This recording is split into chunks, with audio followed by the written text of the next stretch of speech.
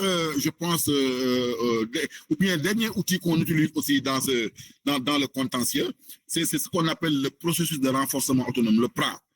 Donc, ça, c'est aussi un outil très puissant qui permet de renforcer les organes du comité. J'ai parlé tout à l'heure, tantôt, d'un comité de lutte. Quand on met en place un comité de lutte, il faut aussi l'organiser pour que le comité soit aussi efficace qu'on le souhaiterait ou bien qu'on le voudrait.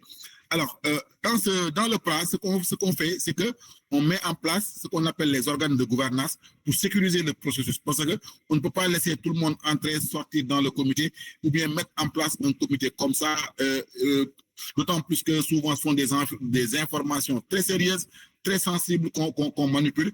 Et les entreprises aussi ne se laissent pas faire. Donc, il y a toujours la stratégie de diviser pour mieux régner. Il y a la corruption, il y a beaucoup de choses qui puissent se passer dans les zones, en tout cas, à problème. Donc, il faut vraiment mettre un comité bien sécurisé. Donc, et souvent, ces comités peuvent être formalisés. On peut travailler sur la formalisation de ces comités. On a eu des comités qui ont été formalisés, ou bien actuellement même qui sont en processus de formalisation dans beaucoup de zones ici au Sénégal. Mais aussi, quand tout ce travail est fait, des fois, ce n'est pas trop difficile ou bien ce n'est pas trop compliqué de trouver des partenaires techniques et financiers qui puissent accompagner maintenant le processus. Et on l'a tenté une fois et ça nous réussit des fois. Et maintenant, il y a ce qu'on appelle le processus TIAO qu'on met en place. C'est un processus aussi très efficace qui consiste à constater, à informer, à avertir, mais aussi à opérationnaliser le contentieux. Et c'est vraiment la dernière étape pour entrer au tribunal, je peux m'exprimer ainsi. C'est la dernière étape pour saisir directement le juge en fonction d'un travail préalable qui a permis d'avoir un dossier béton, mais un dossier solide. Donc, si on avait le temps, j'allais peut-être détailler davantage le processus, mais je pense qu'on aura d'autres occasions pour mieux peut-être mettre le focus sur, ou bien le curseur, ce processus qui est très pragmatique, mais qui permet aux communautés de mettre le pied vraiment dans les tribunaux et de défendre un dossier environnemental, ou bien un contentieux environnemental. Alors, dernier slide.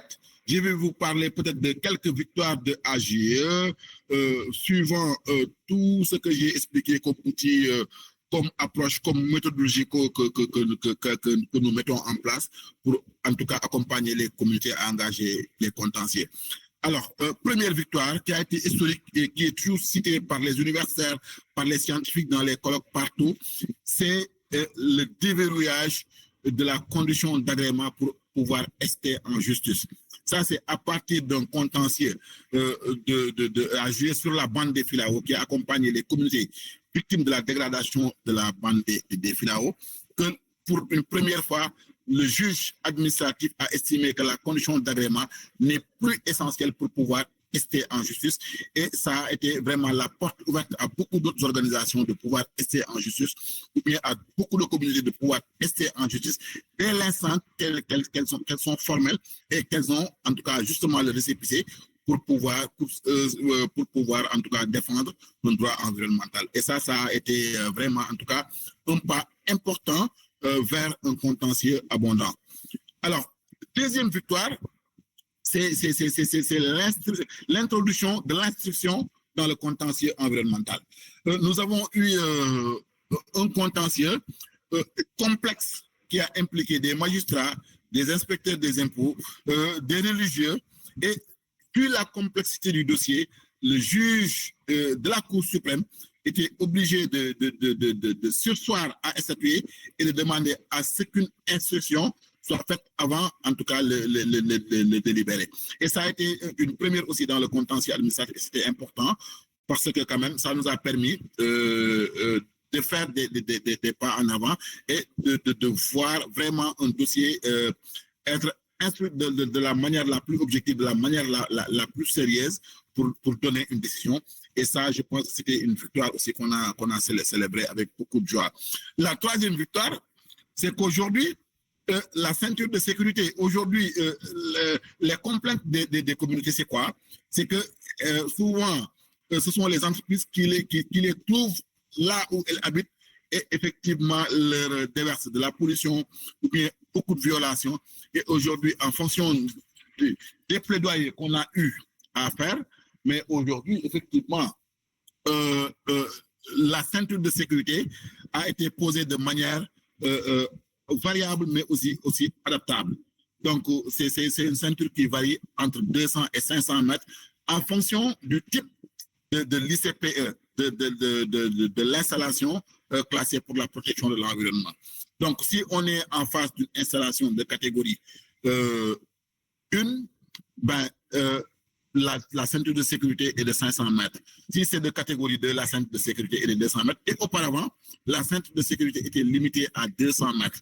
Donc ça, aussi, je pense que c'est à partir d'un plaidoyer qu'on a vraiment bien fait avec les communautés et qui a fait qu'aujourd'hui, on a une ceinture de sécurité de plus ou moins flexible qui permet aux populations de ne pas être victimes de la pollution des entreprises ou bien même des projets.